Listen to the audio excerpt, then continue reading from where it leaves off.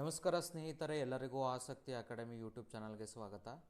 So ನಾವು ಈ ವಿಡಿಯೋದಲ್ಲಿ ಕಂಪ್ಲೀಟ್ ಕೌನ್ಸಿಲಿಂಗ್ ಪ್ರೊಸೀಜರನ್ನು ಡಿಸ್ಕಷನ್ ಮಾಡೋಣ.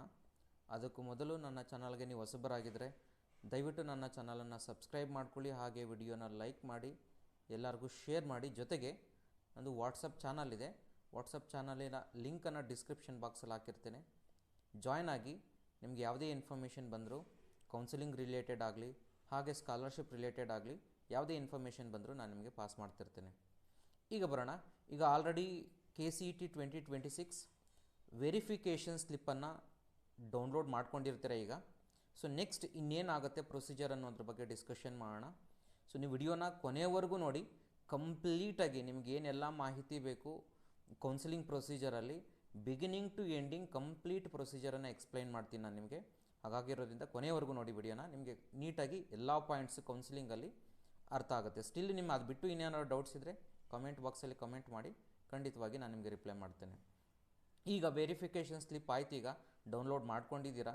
ಕೆಲವೊಂದು ಏನಾಗಿದೆ, ಸ್ಟೂಡೆಂಟ್ಸ್ಗಳಿಗೆ ಡೇಟಾ ಮಿಸ್ ಆಗಿದೆ, ಅವುಗಳನ್ನ ದಯವಿಟ್ಟು ಕರ್ನಾಟಕ ಎಕ್ಸಾಮಿನೇಷನ್ ಅಥಾರಿಟಿಗೆ ಕಾಲ್ ಮಾಡಿ ಅದನ್ನು ಕರೆಕ್ಷನ್ ಮಾಡ್ಕೊಳ್ಳಿ. ಯಾಕೆಂತಂದರೆ ಆ ವೆರಿಫಿಕೇಷನ್ ಸ್ಲಿಪ್ ಇಂಪಾರ್ಟೆಂಟ್ ಆಗಿರುತ್ತೆ.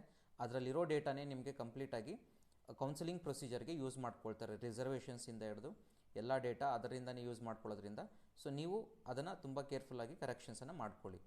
ಓಕೆ, ನೆಕ್ಸ್ಟ್ ವೆರಿಫಿಕೇಷನ್ ಸ್ಲಿಪ್ ಆಯಿತು. ವೆರಿಫಿಕೇಷನ್ ಸ್ಲಿಪ್ ಆದಮೇಲೆ ನೆಕ್ಸ್ಟ್ ಏನು ಅಂತಂದರೆ ಆಪ್ಷನ್ ಎಂಟ್ರಿ. ಸೊ ಆಪ್ಷನ್ ಎಂಟ್ರಿಯನ್ನು ಬಿಡ್ತಾರೆ. ಆಪ್ಷನ್ ಎಂಟ್ರಿ ಅಂತಂದರೆ ಏನು ಅಂತಂದರೆ, ನೀವು ಕಾಲೇಜುಗಳನ್ನು ನಿಮ್ಮ ರ್ಯಾಂಕಿಗೆ ತಕ್ಕ ಹಾಗೆ ನೀವೇನು ಮಾಡ್ತೀರಾ, ಕಾಲೇಜುಗಳನ್ನು ಎಂಟ್ರಿ ಮಾಡ್ಕೊಳ್ತೀರಾ. ಆ ಎಂಟ್ರಿ ಮಾಡ್ಕೊಂಡಿದ್ದಾದಮೇಲೆ ನಿಮಗೆ ಕಾಲೇಜನ್ನು ಸೆಲೆಕ್ಷನ್ ಮಾಡುವಂಥದ್ದು. ಓಕೆನಾ, ಅದು ಆಪ್ಷನ್ ಎಂಟ್ರಿ ಅಂತ ಕರಿತೀವಿ. ಈಗ ಆಪ್ಷನ್ ಎಂಟ್ರಿನಲ್ಲಿ ಫಸ್ಟ್ ಸ್ಟೆಪ್ ಏನಿರುತ್ತಪ್ಪ ಅಂತಂದರೆ, ಫಸ್ಟು ನೀವು ಫೀಸನ್ನು ಪೇಮೆಂಟ್ ಮಾಡಬೇಕಾಗತ್ತೆ ಲಾಗಿನ್ ಆಗಿ. ಫಸ್ಟು ನಿಮ್ಮ ವೆರಿಫಿಕೇಷನ್ ಸ್ಲಿಪ್ ಏನಿದೆ ಅದರಲ್ಲಿ QR ಕೋಡ್ ಕೊಟ್ಟಿರ್ತಾರಲ್ವ, ಅದನ್ನು ನೀವು ಸ್ಕ್ರೀನ್ ಲಾಗಿನ್ ಆಗಬೇಕಾದ್ರೆ ನಿಮಗೆ ಪ್ರೊಸೀಜರ್ ಇರುತ್ತೆ. ಅದು ಲಾಗಿನ್ ಪ್ರೊಸೀಜರಲ್ಲಿ ನೀವು ಲಾಗಿನ್ ಆಗಿದ ತಕ್ಷಣ ಫಸ್ಟ್ ನೀವು ಆ QR ಕೋಡನ್ನು ನೀವು ಸ್ಕ್ಯಾನ್ ಮಾಡಿದ ತಕ್ಷಣ ನಿಮಗೆ ಇಮಿಡಿಯೇಟಾಗಿ ಏನಾಗುತ್ತೆ ಅಂದರೆ ನಿಮ್ಮ ಕೌನ್ಸಿಲಿಂಗಿಗೆ ಎಂಟ್ರಿ ಆಗ್ತೀರಾ ನೀವು, ನಿಮ್ಮ ಡೇಟಾ ಎಲ್ಲ ಫೆಚ್ ಆಗುತ್ತೆ ಅದಕ್ಕೆ. ಅದಾದ ನಂತರ ನೆಕ್ಸ್ಟ್ ಸ್ಟೆಪ್ ಬಂದು fees payment. So last year 750 rupees ಇತ್ತು, ಈ ವರ್ಷ ನೋಡೋಣ ಎಷ್ಟು, ಮೇ ಬಿ 750 ರುಪೀಸೇ ಇರುತ್ತೆ ಅಂದ್ಕೊಂಡಿದ್ದೀನಿ. ಸೊ ಅಷ್ಟು ಫೀಸನ್ನು ಪೇ ಮಾಡಿ, ಎಷ್ಟು ಫೀಸ್ ಇರುತ್ತೋ ಅಷ್ಟು ಫೀಸನ್ನು ಪೇ ಮಾಡಿ ನೀವು ಕೌನ್ಸಿಲಿಂಗ್ ಪ್ರೊಸೀಜರ್ಗೆ ಎಂಟ್ರಿ ಆಗಬೇಕಾಗತ್ತೆ. ಅದು ಕೌನ್ಸಿಲಿಂಗ್ ಎಂಟ್ರಿ ಆಗೋಕ್ಕೆ ಅದು ಚಾರ್ಜಸ್, ಅದು ಎಲ್ಲರೂ ಪೇ ಮಾಡಲೇಬೇಕು, ಕಂಪಲ್ಸರಿಯಾಗಿ ಎಲ್ಲ ಕ್ಯಾಂಡಿಡೇಟ್ಸು ಪೇ ಮಾಡಲೇಬೇಕು. ಅದಾದ ನಂತರ ನಿಮಗೆ ಆಪ್ಷನ್ ಎಂಟ್ರಿ ಸ್ಟಾರ್ಟ್ ಆಗುತ್ತೆ. ಆಪ್ಷನ್ ಎಂಟ್ರಿ ಸ್ಟಾರ್ಟ್ ಆದಮೇಲೆ ನಿಮಗಲ್ಲಿ ಆಪ್ಷನ್ಸ್ ಟೋಟಲಾಗಿ ಕಂಪ್ಲೀಟಾಗಿ ಏನಾಗ್ತೀರಾ, ಕಾಲೇಜಸನ್ನು ಅರೇಂಜ್ ಮಾಡ್ಕೊಳ್ತೀರಾ. ಕಾಲೇಜಸನ್ನು ಯಾವ ರೀತಿಯಾಗಿ ಅರೇಂಜ್ ಮಾಡ್ಕೊಳ್ತೀರಾ ನಾನು ಮತ್ತೆ ಹೇಳ್ತಾ ಇದ್ದೀನಿ, ನಿಮ್ಮ ಪ್ರಿಯಾರಿಟಿ ಆರ್ಡ್ರಲ್ಲಿ ಅರೇಂಜ್ ಮಾಡ್ಕೊಳ್ಳಿ. ನಾನು ಮತ್ತೆ ಹೇಳ್ತಿದ್ದೀನಿ, ಪ್ರಿಯಾರಿಟಿ ಆರ್ಡರ್. ನೀವೇನು ಮಾಡ್ತೀರಾ, ಕೆಲವರು ಸ್ಟೂಡೆಂಟ್ಸ್ ಎಲ್ಲ ಸರ್ ನಾನು ಏನೋ ಸುಮ್ಮನೆ ರ್ಯಾಂಡಮಾಗಿ ಅರೇಂಜ್ ಮಾಡ್ಕೊಬಿಡ್ತೀರಾ. ಇದು ಆಪ್ಷನ್ ಎಂಟ್ರಿ ಎಷ್ಟು ಇಂಪಾರ್ಟೆಂಟ್ ಅಂತಂದರೆ, ನಿಮ್ಮ ಸೀಟ್ ಎಕ್ಸಾಕ್ಟ್ಲಿ ಡಿಸೈಡ್ ಆಗೋದು ಈ ಆಪ್ಷನ್ ಎಂಟ್ರಿ ಬೇಸಿಸ್ ಮೇಲೇ. ಏನು ಪ್ರಿಯಾರಿಟಿ ಆರ್ಡರ್ ಅಂತಂದರೆ ಏನು, ಆಲ್ರೆಡಿ ಒಂದು ಲಾಸ್ಟಲ್ಲಿ ಒಂದು ವಿಡಿಯೋ ಮಾಡಿದ್ದೀನಿ, ಒಂದು 2-3 ವಿಡಿಯೋ ಮಾಡಿದ್ದೀನಿ. ಯಾವ ರೀತಿಯಾಗಿ ನೀವು ಸಪ್ರೇಟಾಗಿ ಕಾಲೇಜುಗಳನ್ನು ಅರೇಂಜ್ ಮಾಡ್ಕೋಬೇಕು, ಹಾಗೆ ಯಾವ ರೀತಿಯಾಗಿ ಮಿಕ್ಸ್ಡ್ ಆಪ್ಷನ್ ಎಂಟ್ರಿಯನ್ನು ಮಾಡಬೇಕು ಅನ್ನೋದನ್ನು ಆಲ್ರೆಡಿ ವಿಡಿಯೋ ಮಾಡಿದ್ದೀನಿ, ಹೋಗಿ ನೋಡಿ. ಬಟ್ ಸ್ಟಿಲ್ ಒಂದ್ಸರಿ ಬ್ರೀಫ್ ಔಟ್ ಮಾಡೋದಾದರೆ ಅದನ್ನು ಫಸ್ಟು ನೀವೇನು ಮಾಡಿ ಅಂತಂದರೆ, ನೀವು ಫಸ್ಟು ಒಂದು ಲಿಸ್ಟನ್ನು ಮಾಡ್ಕೋಬೇಕು. ಇದಕ್ಕೆ ವರ್ಕೌಟ್ ಮಾಡಬೇಕು. ನೀವು ಸುಮ್ಮನೆ ಏನೋ ರ್ಯಾಂಡಮಾಗಿ ಮಾಡೋಕ್ಕೆ ಹೋಗ್ಬಿಡಿ. ಇವೆಲ್ಲನೂ ಒಂದು ಶೀಟಲ್ಲಿ ಬರ್ಕೊಳ್ಳಿ ಎಲ್ಲನೂ. ಈಗ ಫಾರ್ ಎಕ್ಸಾಂಪಲ್ ನಾನೀಗ ಇಂಜಿನಿಯರಿಂಗ್ ಮಾಡಬೇಕು. ಇಂಜಿನಿಯರಿಂಗ್ಗೆ ಕೆಲವರು ನೀನು ಇಂಜಿನಿಯರಿಂಗೇ ಮಾಡಬೇಕು ಸರ್, ನಾನು ಇಂಜಿನಿಯರಿಂಗ್ ಬಿಟ್ಟು ಬೇರೆ ಏನೇನು ಮಾಡಲ್ಲ ಸರ್, ನನಗೆ ಇಂಜಿನಿಯರಿಂಗೇ ಬೇಕು ಸರ್. ಬಟ್ ಕಂಪ್ಯೂಟರ್ ಸೈನ್ಸ್ ಆದರೂ ಓಕೆ ಸರ್, ಅಥವಾ EC ಬ್ರ್ಯಾಂಚ್ ಆದರೂ ಓಕೆ ಸರ್. ಹಾಗಾದರೆ ನೀವೇನು ಮಾಡಬೇಕು, ಯಾವ ರೀತಿಯಾಗಿ ಅರೇಂಜ್ ಮಾಡ್ಕೋಬೇಕು ಕಾಲೇಜುಗಳನ್ನು ಅಂತಂದರೆ, ಫಸ್ಟು ನಿಮಗೆ ಏನು ಟಾಪ್ ಕಾಲೇಜುಗಳಿಂದ ಸ್ಟಾರ್ಟ್ ಮಾಡ್ಕೊಳ್ಳಿ. ನಿಮಗೆ ಈಗ ರ್ಯಾಂಕ್ ನಿಮ್ಮದು 5000 ರ್ಯಾಂಕ್ ಇರುತ್ತೆ ಸರ್, 5000 ರ್ಯಾಂಕ್ ಇದೆ ಸರ್ ನಂದು. ಸೊ ಕಂಪ್ಯೂಟರ್ ಸೈನ್ಸ್ ಇಂಜಿನಿಯರಿಂಗ್ ನನಗೆ RV ಕಾಲೇಜಲ್ಲಿ ಸಿಗೋದಿಲ್ಲ ಸರ್, ಮತ್ತು ನಾನು ಯಾಕೆ ಆ್ಯಡ್ ಮಾಡ್ಕೋಬೇಕು? ತೊಂದರೆ ಇಲ್ಲ, ಆ್ಯಡ್ ಮಾಡ್ಕೋಬಾರ್ದು ಅಂತ ಏನಾದ್ರು ರೂಲ್ ಇದೆಯಾ? ಇಲ್ವಲ್ಲ. ಸೊ ಟಾಪ್ ಕಾಲೇಜುಗಳಿಂದ ಆ್ಯಡ್ ಮಾಡ್ಕೊಬನ್ನಿ. ಯಾವ ರೀತಿಯಾಗಿ ಅಂತಂದರೆ, ಪ್ರೀವಿಯಸ್ ಇಯರ್ ಕಟ್ ಆಫ್ಗಳನ್ನು ನೋಡ್ಕೊಳ್ಳಿ. ಯಾವುದು ಎಲ್ಲಿಂದ ಕಟ್ ಆಫ್ಗಳು ಯಾವುದಕ್ಕೆ ಕಡಿಮೆ ಇದೆ ಜಾಸ್ತಿ ಇದೆ ಅನ್ನೋದು ನಿಮಗೆ ಎಲ್ಲ ಡೀಟೇಲ್ಸ್ ಸಿಗುತ್ತೆ. ಲಾಸ್ಟ್ ಒಂದು ವಿಡಿಯೋ ಮಾಡಿದ್ದೀನಿ, ಚೆಕ್ ಮಾಡ್ಕೊಳ್ಳಿ. ಕರ್ನಾಟಕ ಎಕ್ಸಾಮಿನೇಷನ್ ಅಥಾರಿಟಿ ವೆಬ್ಸೈಟಿನಲ್ಲೇ ನೀವು ಚೆಕ್ ಮಾಡ್ಬೋದು. ಯಾವ ರೀತಿಯಾಗಿ ಚೆಕ್ ಮಾಡ್ಬೋದು ಅನ್ನೋದನ್ನು, ಲಾಸ್ಟ್ ಇಯರ್ ಕಟ್ ಆಫ್ ಯಾವ ಥರ ಇತ್ತು ಅನ್ನೋದನ್ನು ನಾನು ಆಲ್ರೆಡಿ ಒಂದು ವಿಡಿಯೋ ಮಾಡಿದ್ದೀನಿ, ಚೆಕ್ ಮಾಡ್ಕೊಳ್ಳಿ. ಆ ರೀತಿಯಾಗಿ ಚೆಕ್ ಮಾಡ್ಕೊಳ್ಳಿ. ಎಲ್ಲ ಕಾಲೇಜುಗಳನ್ನು ನೀವು ಚೆಕ್ ಮಾಡಿಕೊಂಡು ಅದರಲ್ಲಿ ಟಾಪ್ ಕಾಲೇಜ್ ಯಾವುದಿದೆ. ಫಾರ್ ಎಕ್ಸಾಂಪಲ್ ಸರ್, ನನಗೆ ಕಂಪ್ಯೂಟರ್ ಸೈನ್ಸ್ ಇಂಜಿನಿಯರಿಂಗ್ RV ಕಾಲೇಜಲ್ಲಿ ಸಿಕ್ಕರೆ ಹೋಗ್ತೀನಿ ಸರ್ ನಾನು. ಅದು ಒಂದು ಫಸ್ಟ್ ನನ್ನ ಪ್ರಿಯಾರಿಟಿ, ಅದು ನನ್ನ ಪ್ರಿಯಾರಿಟಿ. ಸೆಕೆಂಡ್ ಒನ್ ಅದಾದಮೇಲೆ ಸರ್ ನನಗೆ MS ರಾಮಯ್ಯ ಕಾಲೇಜ್ ಸಿಕ್ಕರೆ ಹೋಗ್ತೀನಿ sir, computer science engineering. Okay, third one sir ನನಗೆ PES ಸಿಕ್ಕರೆ ಹೋಗ್ತೀನಿ ಸರ್.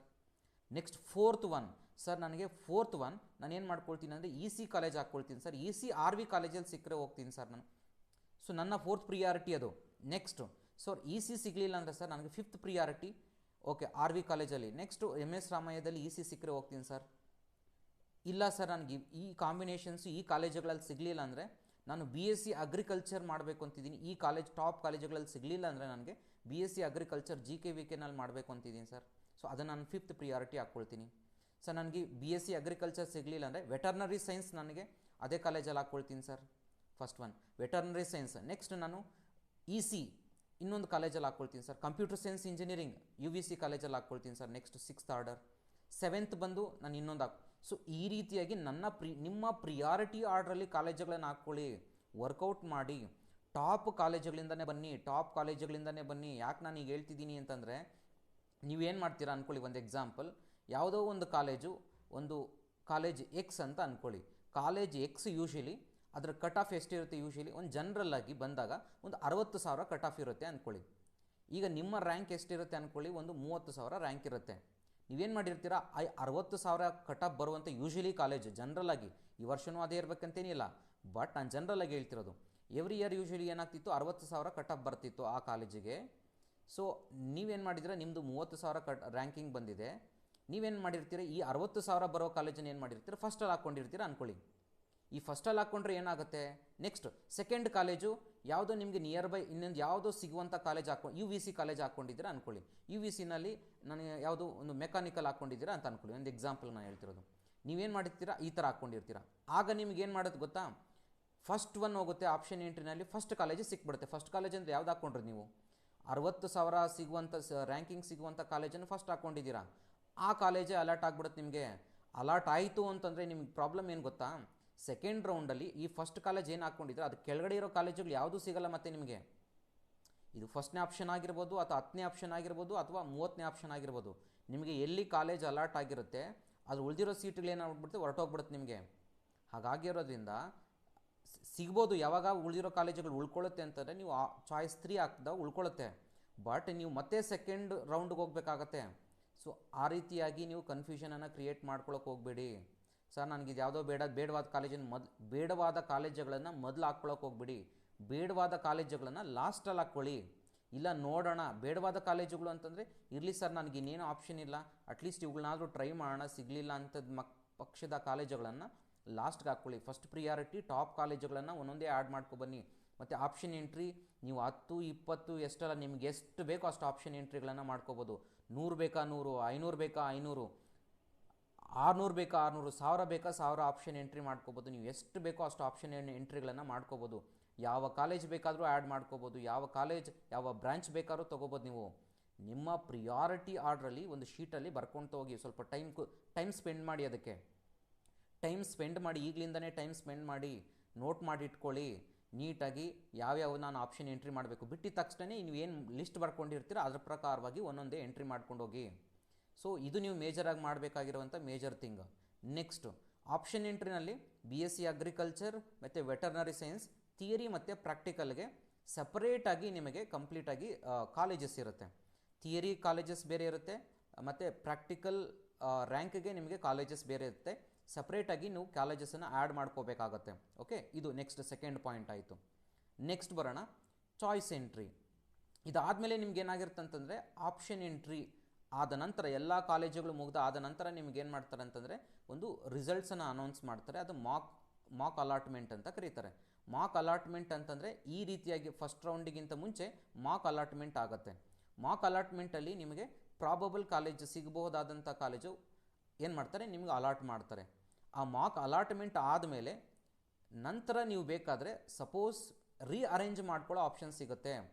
ಫಸ್ಟ್ ರೌಂಡಲ್ಲಿ ಜ್ಞಾಪಕ ಇಟ್ಕೊಳ್ಳಿ, ನೀವು ಮೊದಲು ಏನು ಆಪ್ಷನ್ ಎಂಟ್ರಿ ಮಾಡ್ಕೊಂಡಿರ್ತೀರಾ ಅದೇ ಕಾಲೇಜುಗಳೇ ನೀವು ಸೆಕೆಂಡ್ ರೌಂಡಿಗೆ ಹೋಗುವಂಥದ್ದು. ಎಕ್ಸ್ಟ್ರಾ ಕಾಲೇಜುಗಳನ್ನು ನಿಮಗೆ ಕೊಡೋದಿಲ್ಲ. ಮತ್ತು ಇನ್ನೊಂದು ವಿಚಾರ ಜ್ಞಾಪಕ ಇಟ್ಕೊಳ್ಳಿ, ನೀವು ಫಸ್ಟು ರೌಂಡಲ್ಲಿ ಏನು ಎಂಟ್ರಿ ಮಾಡ್ಕೊಂಡಿರ್ತೀರಾ ಅದೆಲ್ಲ ಕಾಲೇಜು ಸೆಕೆಂಡ್ ರೌಂಡ್ಗಳಿಗೆ ಹೋಗುತ್ತೆ. ಯಾವಾಗ ಅಂದರೆ ಚಾಯ್ಸ್ 2 ತೊಗೊಂಡಾಗ ಮಾತ್ರನೇ ಇರುತ್ತೆ. ಚಾಯ್ಸ್ 3 ತೊಗೊಂಡ್ರೆ ಏನಾಗುತ್ತೆ, ಚಾಯ್ಸ್ 3 ತೊಗೊಂಡ್ರೆ ಇರುತ್ತೆ, ಚಾಯ್ಸ್ 2 ತೊಗೊಂಡ್ರೆ ಇರಲ್ಲ. ಏನು ಚಾಯ್ಸ್ 1, ಚಾಯ್ಸ್ 2, ಚಾಯ್ಸ್ 3 ಅನ್ನೋದನ್ನ ಆಮೇಲೆ ನೋಡೋಣ. ಮೊದಲು ಅದಕ್ಕೆ ಕಾಲೇಜುಗಳು ಮ್ಯಾಕ್ಸಿಮಮ್ ಎಷ್ಟಾಗುತ್ತೋ ಅಷ್ಟನ್ನು ಮೊದಲೇ ಎಂಟ್ರಿ ಮಾಡ್ಕೊಬಿಡಿ. ಮಾಕ್ ರೌಂಡ್ ರಿಸಲ್ಟ್ಸ್ ಬರುತ್ತೆ. ಮಾಕ್ ರೌಂಡ್ ರಿಸಲ್ಟ್ಸ್ ಬಂದಿದ್ದಾದಮೇಲೆ ಬೇಕಾದ್ರೆ ನೀವು ಅದನ್ನು ರೀಅರೇಂಜ್ ಮಾಡ್ಕೋಬೋದು. ಈಗ 10ನೇ ಕಾಲೇಜ್ ಹಾಕಿರ್ತೀರಾ, 10ನೇ ಕಾಲೇಜ್ ಇಲ್ಲ ನನಗೆ ಇದನ್ನು ಫಸ್ಟ್ ಹಾಕ್ಕೊಳ್ತೀನಿ ಅಂತ ಹಾಕೋಬೋದು. ಇಲ್ಲ 5ನೇ ಕಾಲೇಜ್ ಇರುತ್ತೆ, ನಾನು 10ನೇ ಕಾಲೇಜಾಗಿ 10ನೇ ಆಪ್ಷನ್ ಆಗಿ ಎಂಟ್ರಿ ಮಾಡ್ಕೊಳ್ತೀನಿ ಅಂತ. ಸೊ ನೀವು ಯಾವ ರೀತಿಯಾಗಿ ಬೇಕಾದರೂ ರೀಅರೇಂಜ್ ಮಾಡ್ಕೋಬೋದು. ಸೊ ರೀಅರೇಂಜ್ ಮಾಡ್ಕೊಳ್ಳಿ. ಅದಾದ ನಂತರ ನೀವೇನು ಮಾಡ್ಬೋದು ಅಂತಂದರೆ, ರೀಅರೇಂಜ್ ಮಾಡ್ಕೊಂಡಿದ್ದಾದಮೇಲೆ ಒಂದು ಸರಿ ಲಾಕ್ ಆಗುತ್ತೆ. ಲಾಕ್ ಆದಮೇಲೆ ನೆಕ್ಸ್ಟ್ ನೀವು ಯಾವುದೇ ಚೇಂಜಸ್ ಮಾಡ್ಕೊಳ್ಳೋದಕ್ಕೆ ಆಗೋದಿಲ್ಲ. ನೆಕ್ಸ್ಟ್ ರಿಸಲ್ಟ್ಸನ್ನು ನೆಕ್ಸ್ಟ್ ಅನೌನ್ಸ್ ಮಾಡ್ತಾರೆ. ಅದಾದ ನಂತರ ರಿಸಲ್ಟ್ಸ್ ಅನೌನ್ಸ್ ಮಾಡಿದ್ದಾದಮೇಲೆ ಸೊ ನಿಮಗೆ ಫಸ್ಟ್ ರೌಂಡಿನ ರಿಸಲ್ಟ್ಸ್ ಬರುತ್ತೆ. ಫಸ್ಟ್ ರೌಂಡಿನ ರಿಸಲ್ಟ್ಸ್ ಬಂದಿದ್ದಾದಮೇಲೆ ನಿಮಗೆ ಅಲ್ಲಿ ಚಾಯ್ಸ್ ಎಂಟ್ರಿ ಇರುತ್ತೆ. ಏನು ಚಾಯ್ಸ್ ಎಂಟ್ರಿ ಅಂತಂದರೆ, ಈಗ ನೋಡ್ಬೋದು ಚಾಯ್ಸ್ ಎಂಟ್ರಿ ಅಂತಂದರೆ ನೀವು ಒಂದೊಂದೇ ಡೀಟೇಲಾಗಿ ಎಕ್ಸ್ಪ್ಲೈನ್ ಮಾಡಿ. ನೀವು ಸ್ಕ್ರೀನ್ ಮೇಲೆ ನೋಡ್ತಿರ್ಬೋದು. ಈಗ ಕಂಪ್ಲೀಟಾಗಿ ಫಸ್ಟ್ ರೌಂಡ್ ಆದಮೇಲೆ ನಿಮಗೆ ಏನಾಗುತ್ತೆ ಅಂದರೆ ಇಲ್ಲಿ ಚಾಯ್ಸ್ 1, ಚಾಯ್ಸ್ 2, ಚಾಯ್ಸ್ 3, ಚಾಯ್ಸ್ 4 ಅಂತ ಕೊಡ್ತಾರೆ ನಿಮಗೆ. ಚಾಯ್ಸ್ 1 ಏನಪ್ಪ ಅಂತಂದರೆ, ಈಗ ನಿಮ್ಗೆ ಏನು ಅಲಾಟ್ ಆಗಿರುತ್ತೆ ಕಾಲೇಜು, ಆ ಕಾಲೇಜು ಐ ಆಮ್ ಹ್ಯಾಪಿ, ಯಾವುದೋ ಒಂದು ಕಾಲೇಜು ಅಲಾಟ್ ಆಗಿರುತ್ತೆ. ಈಗ ಒಂದು 200 ಆಪ್ಷನ್ ಎಂಟ್ರಿಯನ್ನು ಮಾಡಿರ್ತೀರ, 200 ಆಪ್ಷನ್ ಎಂಟ್ರಿ ಮಾಡಿರ್ತೀರ 200. ಅದರಲ್ಲಿ ನಿಮಗೆ ಒಂದು 70ನೇ ಕಾಲೇಜು ಸಿಕ್ಕಿರುತ್ತೆ. 70ನೇ ಆಪ್ಷನ್ ಎಂಟ್ರಿ ಮಾಡಿರ್ತೀರಲ್ವಾ, ಆ ಕಾಲೇಜು ಸಿಕ್ಕಿರುತ್ತೆ. ನನಗೆ ಅದೇ ಸಾಕು, ಈಗೇನು ಅಲಾಟ್ ಆಗಿದೆ, ನಾನು I am happy with that, so ನಾನು ಅಡ್ಮಿಷನ್ ಆಗ್ತೀನಿ ನಾನು ಅನ್ನುವಂಥವ್ರು ಏನು ಮಾಡ್ತೀರಾ, ಚಾಯ್ಸ್ 1 ಸೆಲೆಕ್ಟ್ ಮಾಡ್ಕೊಳ್ತೀರಾ. ಇಲ್ಲಿ ನೀವು ಸೆಲೆಕ್ಟ್ ಮಾಡ್ಕೋಬೇಕಾದ್ರೆ ತುಂಬ ಕೇರ್ಫುಲ್ಲಾಗಿರಬೇಕು. ಸರ್ ನಾನು ಚಾಯ್ಸ್ 1 ಬೈ ಮಿಸ್ಸಾಗಿ ಸೆಲೆಕ್ಟ್ ಮಾಡ್ಕೊಬಿಟ್ಟೆ ಸರ್, ಅಥವಾ ಚಾಯ್ಸ್ 3 ಬೈ ಮಿಸ್ಸಾಗಿ ಸೆಲೆಕ್ಟ್ ಮಾಡಿಬಿಟ್ಟೆ ಸರ್, ಈ ಯಾವುದೂ ಆಪ್ಷನ್ಸ್ ಸಿಗೋದಿಲ್ಲ. ಯೋಚನೆ ಮಾಡಿ ನೀವು ಇವುಗಳನ್ನು ಸೆಲೆಕ್ಟ್ ಮಾಡ್ಕೋಬೇಕಾಗತ್ತೆ. ಹಾಗಾಗಿರೋದ್ರಿಂದ ಚಾಯ್ಸ್ 1 ಅಂತಂದರೆ ಸಿಂಪಲ್, ನಿಮಗೇನು ಕಾಲೇಜ್ ಅಲಾಟ್ ಆಗಿರುತ್ತೆ ಸೊ ಅದು ನನಗೆ ಓಕೆ, ನಾನು ಅದರಲ್ಲೇ ಅಡ್ಮಿಷನ್ ಆಗ್ತೀನಿ ಅನ್ನುವಂಥದ್ದಕ್ಕೆ ಚಾಯ್ಸ್ 1.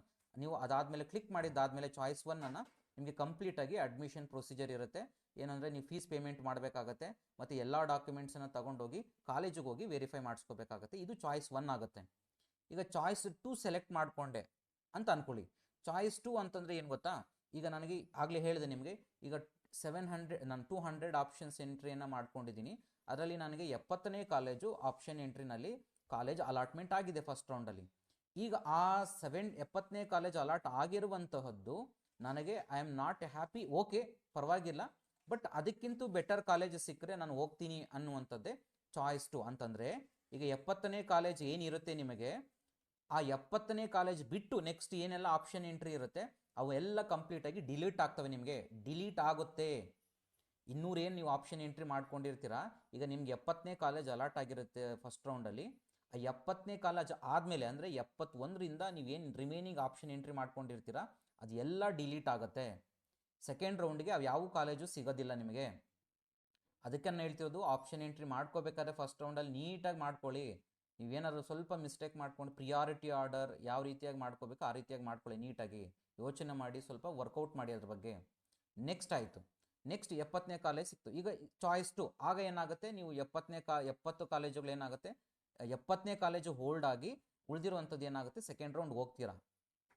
ಮತ್ತೆ ಇದು ಒಂದು ಪಾಯಿಂಟ್ ಮೈಂಡಲ್ಲಿ ಇರಲಿ, ತುಂಬ ಸ್ಟೂಡೆಂಟ್ಸ್ಗಳಿಗೆ ಮೇಜರ್ ಪಾಯಿಂಟ್ ಏನಪ್ಪ ಇದು ಅಂತಂದರೆ, ಡೌಟ್ ಏನಪ್ಪ ಅಂತಂದರೆ, ಸರ್ ನಾನೀಗ ಲಾಕ್ ಮಾಡಿದ್ದೀನಲ್ಲ ಕಾಲೇಜ್, 70ನೇ ಕಾಲೇಜ್ ಸಿಕ್ಕಿದೆಯಲ್ಲ, ಸಮ್ ಕಾಲೇಜ್ ಯಾವುದೋ ಸಿಕ್ಕಿದೆಯಲ್ಲ, ಈಗ ಅದು ನಾನು ಸೆಕೆಂಡ್ ರೌಂಡ್ಗೆ ಹೋಗ್ತೀನಲ್ವಾ, ಸೆಕೆಂಡ್ ರೌಂಡ್ಗೆ ಹೋದಾಗ ಸಪೋಸ್ ನನಗೆ ಅಲಾಟ್ ಆಗುತ್ತಲ್ವ ಕಾಲೇಜು ಸೆಕೆಂಡ್ ರೌಂಡಲ್ಲಿ, ಅದು ನನಗೆ ಇಷ್ಟ ಆಗಲಿಲ್ಲ ಅಂದರೆ ಆಲ್ರೆಡಿ ಪ್ರೀವಿಯಸ್ ಅಲಾಟ್ ಆಗಿರುತ್ತಲ್ಲ ಅದನ್ನ ತೊಗೋಬೋದಾ ಅಂತ ತುಂಬ ಸ್ಟೂಡೆಂಟ್ಸು ಕ್ವಶನ್ ಕೇಳ್ತಿದ್ದಾರೆ. ಖಂಡಿತವಾಗಿ ಆ ಆಪ್ಷನ್ ಸಿಗಲ್ಲ ನಿಮಗೆ. ಚಾಯ್ಸ್ 2 ಅಂತಂದರೆ ಕ್ಲಿಯರಾಗಿ ಅರ್ಥ ಮಾಡ್ಕೊಳ್ಳಿ. ಈಗೇನು ಅಲಾಟ್ ಆಗಿರುತ್ತೆ ಕಾಲೇಜು ಅದು ಚೆನ್ನಾಗಿದೆ ಪರವಾಗಿಲ್ಲ, ಅದಕ್ಕಿಂತ ಬೆಟರ್ ಕಾಲೇಜ್ ಸಿಕ್ಕರೆ, ಬೆಟರ್ ಕಾಲೇಜ್ ಅಂದರೆ ಯಾವ್ದು ಹೇಳಿ, 1 to 69 ನೀವೇನು ಅಲಾಟ್ ಮಾಡ್ಕೊಂಡಿದ್ದೀರಾ ಆ 1 to 69 ಯಾವುದಾದ್ರೂ ಕಾಲೇಜ್ ಸಿಕ್ಕರೆ ನಾನು ಹೋಗ್ತೀನಿ ಅನ್ನುವಂಥದ್ದನ್ನು ಚಾಯ್ಸ್ 2 ಅಂತ. ಸಪೋಸ್ 1 to 69 ಯಾವುದೂ ಸಿಗಲಿಲ್ಲ ನಿಮಗೆ ಕಾಲೇಜು ಅಂದ ಪಕ್ಷದಲ್ಲಿ ಮಾತ್ರನೇ ನಿಮಗೇನು ಆಲ್ರೆಡಿ ಫಸ್ಟ್ ರೌಂಡಲ್ಲಿ ಅಲಾಟ್ ಆಗಿರುತ್ತೆ ಅದು ಸಿಗುತ್ತೆ. ಯಾವಾಗ ಚಾಯ್ಸ್ 2 ಸೆಲೆಕ್ಟ್ ಮಾಡ್ಕೊ, ಯಾವಾಗ ಅಂತಂದರೆ 1 to 69, ಇವಾಗ 70ನೇ ಕಾಲೇಜ್ ಸಿಕ್ಕಿದೆ, 1 to 69 ಕಾಲೇಜಲ್ಲಿ ಯಾವುದೂ ಸಿಗಲಿಲ್ಲ ನಿಮಗೆ ಅಂತಂದದ್ದು ಪಕ್ಷದಲ್ಲಿ ಮಾತ್ರ.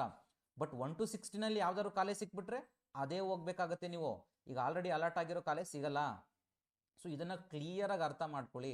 ನೆಕ್ಸ್ಟ್ ಚಾಯ್ಸ್ 3 ಏನಪ್ಪ ಅಂತಂದರೆ, ಈಗ ನನಗೆ ಆಗಲೇ ಹೇಳಿದೆ ಒಂದು 200 ಆಪ್ಷನ್ ಎಂಟ್ರಿ ಮಾಡ್ಕೊಂಡಿರ್ತೀನಿ, 70ನೇ ಕಾಲೇಜ್ ಅಲಾಟ್ ಆಗಿರುತ್ತೆ. ಆ 70ನೇ ಕಾಲೇಜ್ ಇಲ್ಲ, ನನಗೆ ಅಲಾಟ್ ಆಗಿರೋ ಕಾಲೇಜು ಚೆನ್ನಾಗಿಲ್ಲ, ನನಗೆ ಬೇಡ ಅಂದ್ಬಿಟ್ಟು ನಾನು ಏನು ಮಾಡ್ತೀನಿ, ಚಾಯ್ಸ್ 3 ಸೆಲೆಕ್ಟ್ ಮಾಡ್ಕೊಂಡ್ರೆ ಏನಾಗುತ್ತೆ ಅಂದರೆ, ಆ 1 to 200 ನಾನೇನು ಆಪ್ಷನ್ ಎಂಟ್ರಿ ಮಾಡ್ಕೊಂಡಿರ್ತೀನಿ, ನನಗೆ 70ನೇ ಕಾಲೇಜ್ ಅಲಾಟ್ ಆಗಿರುತ್ತೆ. ಆ 70ನೇ ಕಾಲೇಜ್ ಅಲಾಟ್ ಆಗಿರುತ್ತಲ್ವಾ, ಆ ಒಂದೇ ಒಂದು ಕಾಲೇಜನ್ನು ತೆಗೆದುಬಿಟ್ಟು ರಿಮೂವ್ ಮಾಡಿಬಿಟ್ಟು ರಿಮೈನಿಂಗ್ ಉಳಿದಿದ್ದಂತಹ ನಾನು 200 ಆಪ್ಷನ್ ಎಂಟ್ರಿಯಲ್ಲಿ ಆ 70th ಕಾಲೇಜ್ ಒಂದು ಬಿಟ್ಟು, ಅಂದರೆ 199 ಕಾಲೇಜಸ್ ಏನಾಗುತ್ತೆ ಸೆಕೆಂಡ್ ರೌಂಡ್ಗೆ ಹೋಗ್ಬೋದು ನಾನು.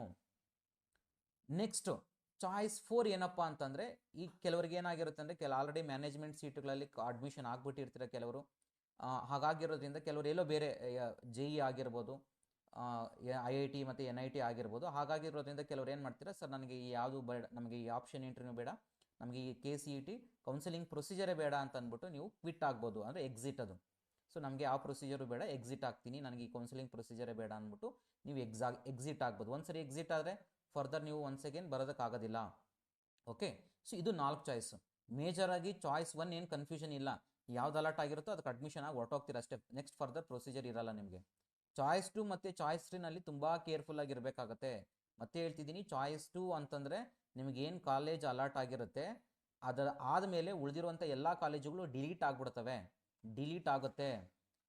ಬಟ್ ನೀವು ನೆಕ್ಸ್ಟ್ ಸೆಕೆಂಡ್ ರೌಂಡ್ಗೆ ಹೋಗ್ಬೇಕಾದ್ರೆ ಆ ಕಾಲೇಜುಗಳನ್ನು ರೀಅರೇಂಜ್ ಮಾಡ್ಕೋಬೋದು. ಚಾಯ್ಸ್ 2 ಮತ್ತು ಚಾಯ್ಸ್ 3ನಲ್ಲಿ ಕಾಲೇಜುಗಳನ್ನು ನೀವು ರೀಅರೇಂಜ್ ಮಾಡ್ಕೋಬಹುದು. ಬಟ್ ನೀವು ಚಾಯ್ಸ್ 2 ಸೆಲೆಕ್ಟ್ ಮಾಡ್ಕೊಂಡಿದ್ದೀರಾ ಅಂತಂದರೆ ಅಲಾಟ್ ಆಗಿರೋ ಕಾಲೇಜ್ ಆದಮೇಲೆ ಇರುವಂಥ ಆಪ್ಷನ್ಸ್ಗಳು ಎಲ್ಲ ಡಿಲೀಟ್ ಆಗ್ತವೆ. ಚಾಯ್ಸ್ 3ನಲ್ಲಿ ಅಲಾಟ್ ಆಗಿರೋ ಕಾಲೇಜ್ ಡಿಲೀಟ್ ಆಗಿ ಉಳಿದಿರೋ ಎಲ್ಲ ಆಪ್ಷನ್ಸು ಬರುತ್ತೆ ನೆಕ್ಸ್ಟ್ ಸೆಕೆಂಡ್ ರೌಂಡ್ಗೆ. ಸೊ ಇದು ಮೇಜರಾಗಿ ಚಾಯ್ಸ್ ಎಂಟ್ರಿ. ಅದಾದ ನಂತರ ನಿಮಗೆ ಸೆಕೆಂಡ್ ರೌಂಡ್ಗೆ ಹೋಗ್ತೀರಾ. ಸೆಕೆಂಡ್ ರೌಂಡಲ್ಲಿ ಒನ್ಸ್ ಅಗೇನ್ ಸೇಮ್ ಪ್ರೊಸೀಜರ್. ನಿಮಗೆ ಸ್ವಲ್ಪ ಚಾಯ್ಸ್ 2 ಚಾಯ್ಸ್ 3 ಯಾರು ಸೆಲೆಕ್ಟ್ ಮಾಡ್ಕೊಂಡಿರ್ತೀರಾ, ಸೀಟುಗಳು ಮತ್ತೆ ನೀವು ಶಫಲ್ ಮಾಡ್ಕೊಳ್ಳುವಂಥ ಆಪ್ಷನ್ಸ್ ಇರುತ್ತೆ. ಕೆಳಗಡೆ ಮೇಲೆ ಬೇಕಾದ್ರೆ ಮಾಡ್ಕೋಬೋದು, ಬಟ್ ಎಕ್ಸ್ಟ್ರಾ ಅಡಿಷನಲ್ ಮಾಡ್ಕೊಳ್ಳೋಕ್ಕೆ ನಿಮ್ಗೆ ಆಪ್ಷನ್ಸ್ ಇಲ್ಲ ಅಲ್ಲಿ. ಫಸ್ಟು ಬಿಗಿನಿಂಗಲ್ಲಿ ಏನು ನೀವು ಆ ಕಾಲೇಜನ್ನು ಆ್ಯಡ್ ಮಾಡಿರ್ತೀರ ಅಷ್ಟೇ ಇರುತ್ತೆ. ಅದು ಬಿಟ್ಟರೆ ನಿಮ್ಗೆ ಎಕ್ಸ್ಟ್ರಾ ಆ್ಯಡ್ ಮಾಡ್ಕೊಳ್ಳೋಕ್ಕೆ ಬಿಡಲ್ಲ ಈಗ ಸೆಕೆಂಡ್ ರೌಂಡಲ್ಲಿ. ಅದಕ್ಕೆ ಹೇಳಿದ್ದು ಆಪ್ಷನ್ ಎಂಟ್ರಿ ತುಂಬ ಇಂಪಾರ್ಟೆಂಟ್ ಆಗಿರುತ್ತೆ, ನೀವು ವರ್ಕೌಟ್ ಮಾಡಬೇಕು ಅಂತ ಹೇಳಿದ್ದು. ನೆಕ್ಸ್ಟ್ ಸೆಕೆಂಡ್ ರೌಂಡಲ್ಲಿ ಒನ್ಸ್ ಅಗೇನ್ ರಿಸಲ್ಟ್ಸನ್ನು ಅನೌನ್ಸ್ ಮಾಡ್ತಾರೆ. ರಿಸಲ್ಟ್ಸನ್ನು ಅನೌನ್ಸ್ ಮಾಡಿ ಮತ್ತೆ ಅಗೇನ್ ಸೇಮ್ ಚಾಯ್ಸಸ್, ನಿಮಗೆ 4 ಚಾಯ್ಸನ್ನು ಕೊಡ್ತಾರೆ. ಚಾಯ್ಸಸ್ಸನ್ನು ಕೊಟ್ಟಿದ್ದಾದಮೇಲೆ ನೆಕ್ಸ್ಟ್ ನಿಮ್ಗೆ ಏನು ಮಾಡ್ತಾರೆ ಅಂದರೆ, ಥರ್ಡ್ ರೌಂಡ್ ಹೋಗೋದಕ್ಕೆ ಮುಂಚೆ ನಿಮ್ಗೆ ಏನು ಮಾಡ್ತಾರೆ, ಯಾರಾದರೂ ಥರ್ಡ್ ರೌಂಡ್ಗೆ ಹೋಗ್ತೀನಿ ಅನ್ನೋರು ಕಾಶನ್ ಡಿಪಾಸಿಟನ್ನು ಪೇ ಮಾಡಬೇಕಾಗತ್ತೆ. ಕಾಶನ್ ಡಿಪಾಸಿಟ್ ಪೇ ಮಾಡಬೇಕು. ಯಾಕೆ ಅಂತಂದರೆ, ನೀವು ಫೈನಲ್ಲಾಗಿ ನೆಕ್ಸ್ಟ್ ನೀವು ಅಡ್ಮಿಷನ್ಗೆ ಏನು ಹೋಗ್ತೀರಾ, ಅಡ್ಮಿಷನ್ ಸಪೋಸ್ ನೀವು ಕಾಲೇಜ್ ಸೆಲೆಕ್ಟ್ ಸಿಕ್ಕಿದಾದಮೇಲೆ ನೀವು ಹೋಗದೇ ಇದ್ದರೆ ಅದು ಮತ್ತೆ ಕಾಲೇಜುಗಳೆಲ್ಲ ಹಾಗೆ ಸೀಟ್ಸ್ ಎಲ್ಲ ವೇಕೆಂಟ್ ಆಗಿಬಿಡೋದ್ರಿಂದ ಸೊ ಕಾಶನ್ ಡಿಪಾಸಿಟನ್ನು ಪೇ ಮಾಡಬೇಕಾಗತ್ತೆ. ಸೊ ಅದಾದ ನಂತರ ನೀವು ಥರ್ಡ್ ರೌಂಡನ್ನು ಪಾರ್ಟಿಸಿಪೇಟ್ ಮಾಡಬಹುದು. ಸೊ ಇದು ನಿಮಗೆ ಕಂಪ್ಲೀಟ್ ಪ್ರೊಸೀಜರ್. ಈಗ ನೀಟ್ ಸ್ಟೂಡೆಂಟ್ಸ್ ಏನು ಸರ್ ಅಂತಂದರೆ, ಸೊ ನೀವೀಗ ಏನು ಮಾಡ್ತೀರಾ, ಇಂಜಿನಿಯರಿಂಗನ್ನು ಈಗ ಅಡ್ಮಿಷನ್ ಮಾಡ್ಕೊಂಡಿರ್ತೀರಾ ಒಂದು ಕಾಲೇಜನ್ನು, ಆಮೇಲೆ ನೀಟ್ ಪ್ರೊಸೀಜರ್ ಸ್ಟಾರ್ಟ್ ಆಗುತ್ತೆ. ಆಗ ಏನಾಗುತ್ತೆ, ನೀಟ್ ಕೌನ್ಸಿಲಿಂಗ್ ಆಗಿದ್ದಾದಮೇಲೆ ನಿಮ್ಗೇನಾದ್ರು ಅಲ್ಲಿ ಮೆಡಿಕಲ್ ಸೀಟ್ ಸಿಕ್ತು ಅಂತಂದರೆ ಈ ಇಂಜಿನಿಯರಿಂಗ್ ಸೀಟ್ಸನ್ನು ನೀವೇನು ಮಾಡಬೇಕು, ಸರೆಂಡರ್ ಮಾಡಬೇಕಾಗತ್ತೆ. ಫೀಸನ್ನು ಪೇ ಮಾಡಬೇಕು, ಇಂಜಿನಿಯರಿಂಗ್ ಫೀಸನ್ನು. ಅಲ್ಲಿ ಮೆಡಿಕಲ್ ಸೀಟ್ಸ್ ಆಗ ಸಿಕ್ಕಿದಾಗ ನೀವೇನು ಮಾಡಬೇಕು, ಈ ಇಂಜಿನಿಯರಿಂಗ್ ಕಾಲೇಜನ್ನು ಸರೆಂಡರ್ ಮಾಡಬೇಕಾಗತ್ತೆ ಕರ್ನಾಟಕ ಎಕ್ಸಾಮಿನೇಷನ್ ಅಥಾರಿಟಿಗೆ. ಅಲ್ಲಿ ಆಪ್ಷನ್ಸ್ ಇರುತ್ತೆ ನಿಮಗೆ ಸರೆಂಡರ್ ಯಾವ ರೀತಿಯಾಗಿ ಮಾಡಬೇಕು ಅನ್ನೋದು ಪ್ರೊಸೀಜರ್ ಮುಂದೆ ಎಕ್ಸ್ಪ್ಲೈನ್ ಮಾಡ್ತೀನಿ. ಬಟ್ ಆ ಸೀಟ್ಸನ್ನು ಸರೆಂಡರ್ ಮಾಡಿ ಸೊ ನೀವು ಮೆಡಿಕಲ್ ಸೀಟ್ಸ್ಗೆ ಹೋಗಬೇಕಾಗತ್ತೆ. ಸಪೋಸ್ ಮೆಡಿಕಲ್ ಸಿಗಲಿಲ್ಲ ಅಂತಂದರೆ ಈಗೇನು ಸೀಟ್ ಅಲಾಟ್ ಆಗಿರುತ್ತೆ ಸೊ ಆ ಕಾಲೇಜಲ್ಲೇ ನೀವು ಕಂಟಿನ್ಯೂ ಆಗ್ಬೋದು. ಹಾಗಾಗಿರೋದ್ರಿಂದ ನಿಮಗೆ ಈ ವರ್ಷದ ಕೌನ್ಸಿಲಿಂಗ್ ಪ್ರೊಸೀಜರಲ್ಲಿ ಸ್ವಲ್ಪ ಚೇಂಜ್ ಆಗಿರೋದ್ರಿಂದ ಸ್ವಲ್ಪ ಕಾಂಪಿಟೇಷನ್ ಜಾಸ್ತಿ ಇರುತ್ತೆ. ಮೊದಲೇನಾಗ್ತಿತ್ತು, ಮೆಡಿಕಲ್ ಮತ್ತು ಇಂಜಿನಿಯರಿಂಗ್ ಸ್ಟೂಡೆಂಟ್ಸ್ ಒಂದೇ ಸರಿ ಕಾಂಪೀಟ್ ಮಾಡ್ತಿದ್ದರಿಂದ ಮೆಡಿಕಲ್ಗೆ ಹೋಗೋರು ಮೆಡಿಕಲ್ಗೆ ಹೋಗ್ತಿದ್ರು, ಇಂಜಿನಿಯರಿಂಗ್ ಹೋಗುವಂಥ ಸ್ಟೂಡೆಂಟ್ಸು ಇಂಜಿನಿಯರಿಂಗ್ ಹೋಗ್ತಿದ್ರು. ಬಟ್ ಈಗೇನಾಗಿದೆ, ಮೆಡಿಕಲ್ ಕೌನ್ಸಿಲಿಂಗ್ ಪ್ರೊಸೀಜರ್ ಸ್ವಲ್ಪ ಡಿಲೇ ಆಗೋದ್ರಿಂದ ಎಲ್ಲ ಸ್ಟೂಡೆಂಟ್ಸು, ನಿಮಗೆ ಮೆಡಿಕಲ್ ಸ್ಟೂಡೆಂಟ್ಸು ಸಹ ಇಲ್ಲಿ ಬಂದು ಪಾರ್ಟಿಸಿಪೇಟ್ ಮಾಡೋದ್ರಿಂದ ಇಂಜಿನಿಯರಿಂಗ್, ಯಾಕಂದ್ರೆ ಅವರು ತೊಗೊಂಡಿರ್ತಾರೆ, ನಮ್ಗೆ ಬೇಕೋ ಬೇಡ ಅಟ್ಲೀಸ್ಟ್ ಸೆಕೆಂಡ್ ಆಪ್ಷನ್ ಅಂತ ಅಂದರೂ ಒಂದು ಇಟ್ಕೊಂಡಿರ್ತಾರೆ. ಹಾಗಾಗಿರೋದ್ರಿಂದ ಸ್ವಲ್ಪ ಈ ವರ್ಷದ ಕಟ್ ಆಫ್ಗಳು ನೀವು ಸ್ವಲ್ಪ ವೇರಿಯೇಷನನ್ನು ನೋಡಬಹುದು. ಸೊ ಇಷ್ಟು ನಿಮಗೆ ಕಂಪ್ಲೀಟ್ ಪ್ರೊಸೀಜರ್ ಆಗಿರುತ್ತೆ, ಕೌನ್ಸಿಲಿಂಗ್ ಪ್ರೊಸೀಜರ್.